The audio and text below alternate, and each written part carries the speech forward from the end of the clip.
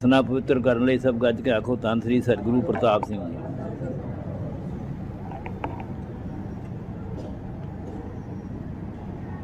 आपने गुरबाणी का शब्द सुनिया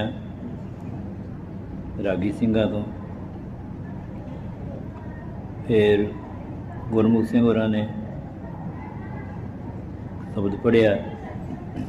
जिन्नी बाणी जो सतगुरु का उपदेश है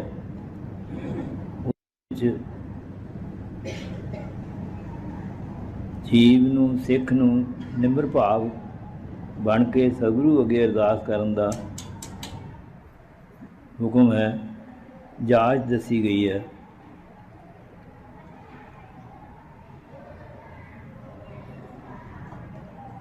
सतगुरां ने जिहड़ा बाणी का उचारण किया वो साडे भले वास्ते है,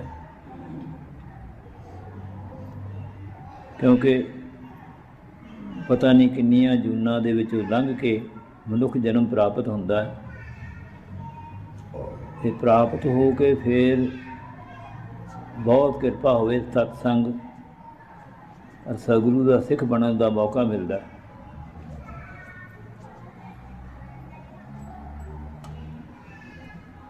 सिख नूं इहो ही गल हमेशा समझनी चाहिए है, हम अवगुण करह असंख नीत।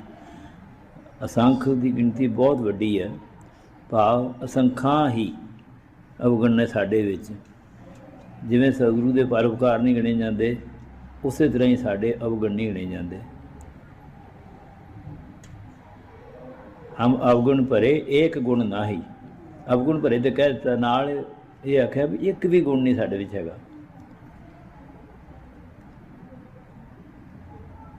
मनुख दे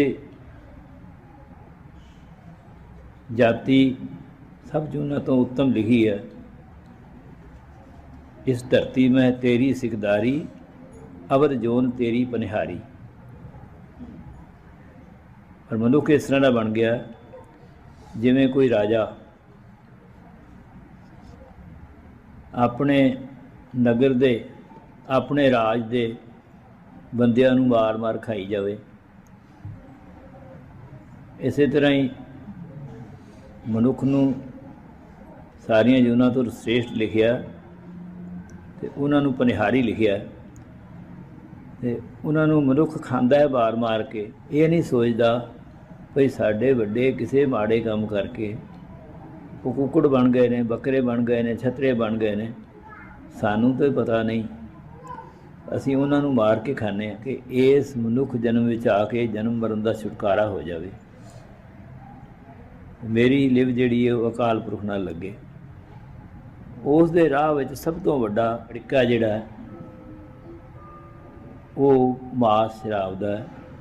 इस वास्ते मैं मास नहीं खाता। गोरे तो इस पासे लग जाण, साडे बंदे जिहड़े ने वो नहीं सोचते इस गल नूं। एक बार मैं आयरलैंड गया ते उत्थे साडे इंटरनेशनल वैजीटेरियन यूनियन का एक जनरल सैकटरी सी मिस्टर गन किंग, वो रहिंदा बैलफास्ट शहर। एक होर गोरा का मैनूं नाम नहीं याद रहा, वो भी वैजीटेरियन यूनियन का उत्थे रहिंदा सी। वो मैनूं लैण वास्ते आए। जिहड़ा एक होर गोरा जिहदा मैनूं नाम नहीं याद, वो समुद्र कंढे घर से उत्थे मैनूं लै गया। उत्थे जाके उन्हें मैनूं साबण विखाया कि साबण वो है जिहदे विच चरबी नहीं, जिहदे विच कोई कास्टिक नहीं, ये सब चीज़ तो बिना साबण मैं बनाना। नाल उन्हें दस्सिया कि आ जिहड़ा मेरा कुत्ता है ना, ये वैजीटेरियन है। उस तो बाद मैं मिस्टर गन किंग के घर रात रहा जाके। उन्हें दस्सिया कि मेरी बिल्ली वैजीटेरियन है।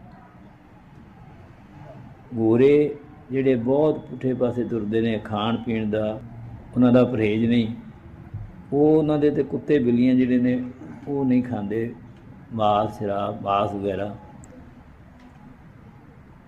साडे बंदे सिख हो के जे रत लगा कपड़ा जामा होए पुलीत, जो रत पीवा है मानसा तन क्यों निर्मल चीत।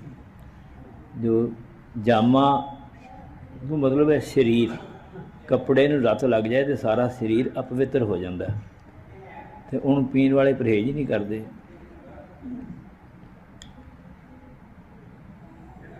ये राह जिहड़ा है इहदे विच वड्डा परहेज जिहड़ा है बाहरली चीज़ों का, मास शराब का, फिर मर्यादा रखी जाए जिहड़ी कदे नामधारियां विच बहुत उस मर्यादा का, उस मर्यादा की वरतों सी। अज वो मर्यादा बहुत सारी घट गई है। तुहाडे बजुर्ग जिन्होंने दीवान में घुंघरू बन के नचदियां भी संग नहीं सी आउंदी, साडे बच्चों नूं दीवान में आउण दी संग आउंदी है, तो उन्होंने दाड़ी की संग आउंदी है, सिर केसां की संग आउंदी है। मापे बेचारे बड़े दुखी हुंदे ने कई जदों बच्चे सिर मुंडा दिंदे।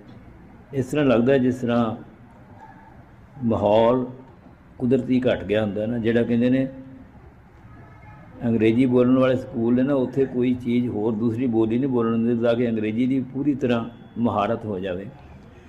साध संगत भी बहुत ज़्यादा इस तरह किया जाए तो शायद कुछ बचाव होवे। फिर भी सतगुरां दी बड़ी किरपा है, इत्थों के नौजवान बच्चे जिहड़े ने वो भजन करते हैं, बाणी पढ़ते हैं, सवेरे उठते हैं, मास शराब तो रहत ने, सिनेमा नहीं देखते बहुत सारे बच्चे। बहुत किरपा है सतगुरां दी इस समय भी। पर दुनिया का माहौल जिहड़ा ना वो इस तरह का है कि यह भी चीज़ मेरे को होवे, यह भी चीज़ मेरे को होवे, सारा दुनिया का राज मेरे को होवे। इहो जी चीज़ है जिस नाल आदमी रज नहीं सकता। एक राजा पारसनाथ होया, उन्हें सारी दुनिया जित लई, सारी दुनिया जित के बहुत वड्डी सभा करके उहदे विच उन्हें आख्या भई मैं सारिਆਂ ਨੂੰ जित लिया, कोई ऐसा है जिन्हों मैं नहीं जितया। एक बजुर्ग वजीर वो बड़ा कंबदा उठ के ते उन्होंने अर्ज बेनती करता है। गुरु गोबिंद सिंह जी ने एक कथा लिखी है,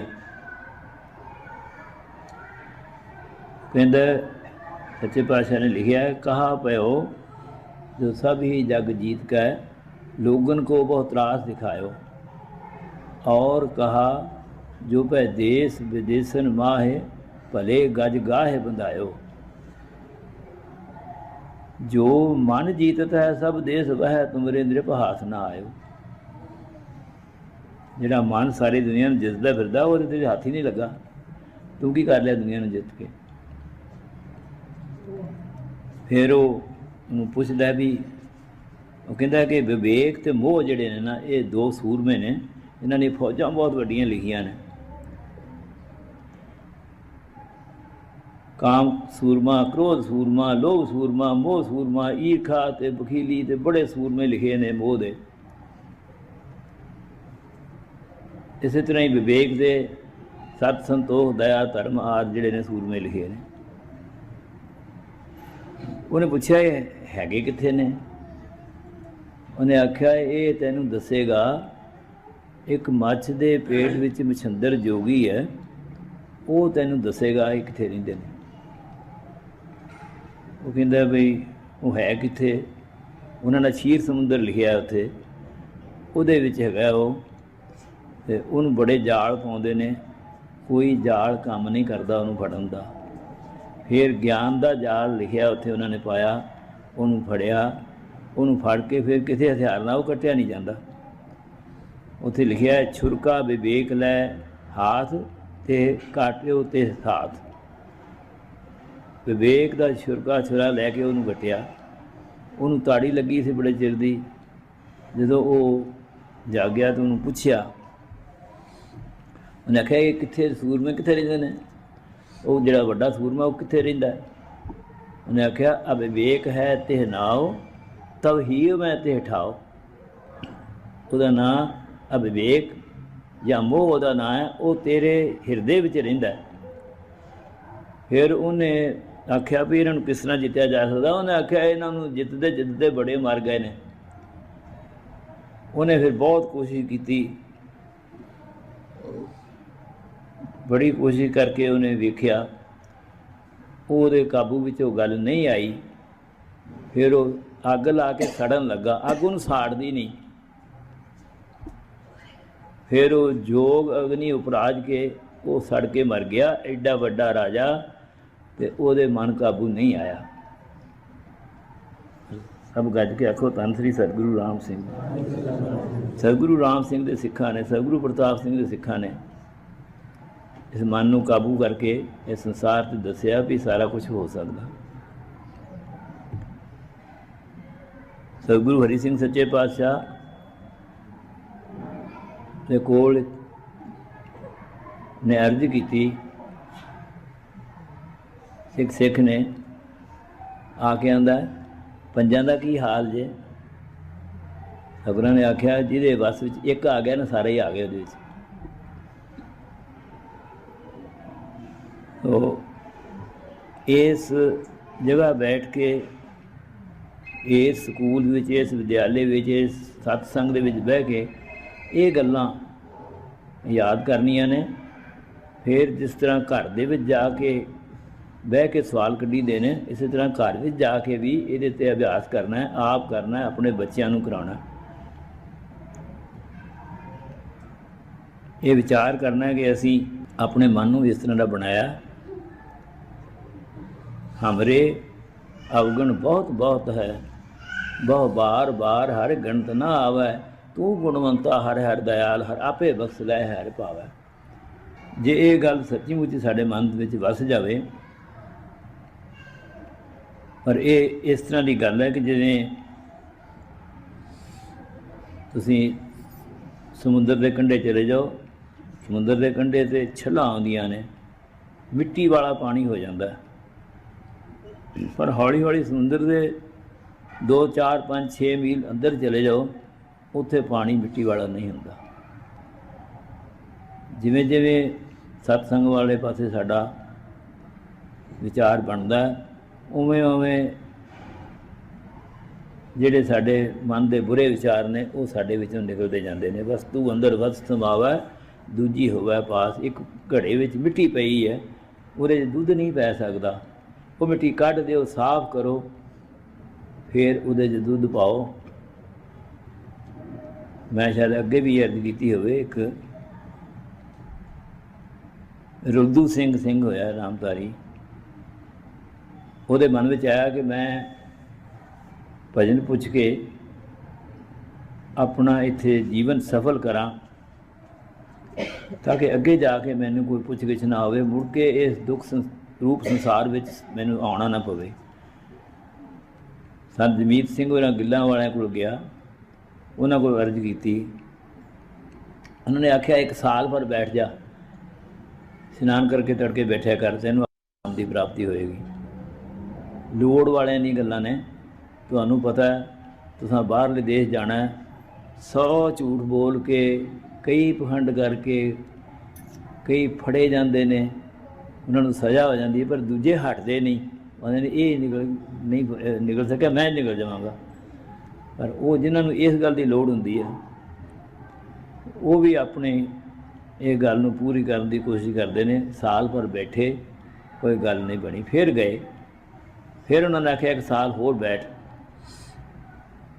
ਫਿਰ 1 ਸਾਲ ਹੋਰ ਬੈਠੇ, ਫਿਰ ਵੀ ਗੱਲ ਨਹੀਂ ਬਣੀ। ਫਿਰ ਤੀਜੇ ਸਾਲ ਫਿਰ ਆਖਿਆ ਵੀ ਫਿਰ ਬੈਠ। ਤੀਜੇ ਸਾਲ ਦੇ ਕੁਝ ਸਮਾਂ ਗੁਜ਼ਰਿਆ, ਅਤੇ ਉਹ ਸੰਤ ਜਮੀਤ ਸਿੰਘ ਹੋਰੀ ਉਹਨਾਂ ਦੇ ਕੋਲ ਆ ਗਏ, ਅਤੇ ਉਹਨਾਂ ਨੇ ਆਖਿਆ ਵੀ ਹੁਣ ਤੇਰਾ ਭਾਂਡਾ ਸਾਫ਼ ਹੋਇਆ, ਹੁਣ ਤੈਨੂੰ ਨਾਮ ਮਿਲੇਗਾ। ਨਾਲ ਸੂਈ ਰਾਗ ਦੀ ਇਹ ਤੁਕ ਪੜ੍ਹੀ, ਭਾਂਡਾ ਧੋਏ ਬੈਸ ਧੂਪ ਦੇਵੋ। ਭਾਂਡੇ ਨੂੰ ਧੋਵੋ, ਸਾਫ਼ ਕਰੋ, ਸੁਕਾਓ, ਫਿਰ ਉਹਨੂੰ ਖੁਸ਼ਬੂ ਵਾਲਾ ਬਣਾਓ। ਭਾਂਡਾ ਧੋਏ ਬੈਸ ਧੂਪ ਦੇਵੋ, ਤਉ ਦੈ ਕਉ ਜਾਵੋ। ਤੋ ਮੇਰਾ ਸਿਰਫ ਕਹਿਣ ਦਾ ਮਤਲਬ ਇਹ ਹੈ ਵੀ ਇਹ ਹੌਲੀ ਹੌਲੀ ਕਰਦਿਆਂ ਫਿਰ ਉਹ ਬੜੇ ਬਹੁਤ ਉੱਚੇ ਪੁਰਸ਼ ਹੋਏ। ਉਹਨਾਂ ਨੂੰ ਆਖਿਆ ਵੀ ਤੈਨੂੰ ਇਹ बहुत वधिया चीज़ दी, इनू पक्का कर, इनू इहदा अभ्यास कर। सारी सारी रात बैठ के किली नाल केस बन लैने, रस्सी बन के, जे नींद आवे झटका वजे फिर जाके फिर नाम सिमरन करन लग पैना। ਜਿਹੜੇ ਬੱਚੇ BA MA ਕਰਦੇ ਨੇ ਸਾਰੀ ਸਾਰੀ ਰਾਤ ਪੜ੍ਹਦੇ ਰਹਿੰਦੇ ਨੇ ਵੀ ਮੈਂ ਕਿਤੇ ਇਮਤਿਹਾਨ ਤੋਂ ਫੇਲ ਨਾ ਹੋ ਜਾਵਾਂ, ਉਹਨਾਂ ਨੂੰ ਇਹ ਸੀ ਕਿ ਮੈਂ ਆਪਣਾ ਇਮਤਿਹਾਨ ਇਸ ਸੰਸਾਰ ਦਾ ਜਿਹੜਾ ਉਹਨੂੰ ਪਾਸ ਕਰਾਂ। ਫਿਰ ਜੋ ਉਹ ਮੂੰਹ ਆਂਦੇ ਸਨ ਉਹ ਕੁਛ ਹੁੰਦਾ ਸੀ। ਸਤਿਗੁਰੂ ਰਾਮ ਸਿੰਘ ਨੇੜੇ ਦੇ ਪਿੰਡ ਆਏ ਨਸ਼ਹਿਰੇ, ਅਰਜ਼ ਕੀਤੀ ਸਾਡੇ ਘਰ ਚਰਨ ਪਾਓ ਸੁਭਾਜਪੁਰ। ਸੱਚੇ ਪਾਤਸ਼ਾਹ ਆਏ ਤੇ ਬਸਤਰ ਜਿਹੜੇ ਸਨ ਉਹ ਮੱਥਾ ਟੇਕ ਦਿੱਤੇ ਤੇ ਚਰਨਾਂ ਦਾ ਜੋੜਾ ਇਹ ਸਮਝ ਕੇ ਭਈ ਸਤਿਗੁਰਾਂ ਦੇ ਚਰਨ ਕੋਮਲ ਨੇ ਲੱਗੇਗਾ, ਉਹ ਨਾ ਮੱਥਾ ਟੇਕਿਆ। ਸਤਿਗੁਰਾਂ ਆਖਿਆ ਰੁੱਡੂ ਸਿਆਂ ਜੋੜਾ ਲਾਇਆ ਮੈਂ ਨਹੀਂ ਲੱਗਦਾ, ਬਸ ਚਰਨਾਂ 'ਤੇ ਡਿੱਗ ਪਏ। ਫਿਰ ਬਹੁਤ ਵਧੀਆ ਸਾਧੂ ਹੋਏ ਨੇ। ਅਤੇ ਇੱਕ ਉਹਨਾਂ ਦੇ ਪਿੰਡ ਇੱਕ ਮਾਈ ਆਈ, ਉਹਨੇ ਆਖਿਆ ਮੇਰਾ ਪੁੱਤਰ ਜਿਹੜਾ ਨਾ ਬਿਮਾਰੀ ਪੈ ਗਈ, ਜਿਹਨੂੰ ਹੋਵੇ ਉਹ ਮਰੇ, ਜਿਹਨੂੰ ਹੋਵੇ ਉਹ ਮਰ ਜਾਏ। ਉਹਨੇ ਆਖਿਆ ਹਾਂਜੀ ਮੇਰਾ ਪੁੱਤਰ ਜਿਹੜਾ ਉਹ ਮਰ ਚੱਲਿਆ। ਨਹੀਂ ਤੇਰਾ ਪੁੱਤਰ ਨਹੀਂ ਮਰਦਾ, ਮੇਰਾ ਜਵਾਈ ਕੰਗ ਪਿੰਡ ਆ ਉੱਥੇ ਆ ਉਹ ਮਰ ਗਿਆ, ਤੂੰ ਫਿਕਰ ਨਾ ਕਰ, ਤੇਰਾ ਪੁੱਤਰ ਨਹੀਂ ਮਰਦਾ। ਧੀ ਰੰਡੀ ਹੋ ਜਾਣੀ ਹੈ। ਉਹ ਇਸ ਚੀਜ਼ ਤੋਂ ਉੱਚੇ ਹੋ ਜਾਂਦੇ ਨੇ ਬਹੁਤ, ਉਹ ਫਿਰ ਉਹਦਾ ਮਾਈ ਦਾ ਪੁੱਤਰ ਬਚ ਜਾਂਦਾ। ਸੋ ਮੇਰਾ ਸਿਰਫ ਕਹਿਣ ਦਾ ਮਤਲਬ ਇਹ ਹੈ ਕਿ ਭਾਂਡਾ ਚੰਗੀ ਤਰ੍ਹਾਂ ਸਾਫ਼ ਕੀਤਾ ਜਾਵੇ, ਇਹ ਤਾਂ ਹੀ ਸਾਫ਼ ਹੋ ਸਕਦਾ। ਰੋਜ਼ ਇਹਨੂੰ ਸਾਧ ਸੰਗਤ ਕਰਵਾਈ ਜਾਵੇ, ਉਹ ਪੁਸਤਕਾਂ ਪੜ੍ਹੀਆਂ ਜਾਣ ਜਿਨ੍ਹਾਂ ਵਿੱਚ ਇਹ ਗੱਲਾਂ ਲਿਖੀਆਂ ਨੇ, ਉਹਨਾਂ ਬੰਦਿਆਂ ਦੀ ਸੰਗਤ ਕੀਤੀ ਜਾਵੇ ਜਿਨ੍ਹਾਂ ਨੇ ਇਸ ਗੱਲ ਨੂੰ ਸਮਝਾਉਣਾ ਹੈ ਚੰਗੀ ਤਰ੍ਹਾਂ ਕਿ ਇਹ ਦੁਨੀਆ ਸੰਸਾਰ ਦਾ ਜਿਹੜਾ ਕੰਮ ਹੈ ਇਹ ਬੜਾ ਝੂਠਾ ਹੈ, ਇਹਦੇ ਵਿੱਚ ਪ੍ਰਵਿਰਤ ਹੋ ਕੇ ਅਸੀਂ ਫਸ ਕੇ ਮਾਰ ਖਾਂਦੇ ਹਾਂ।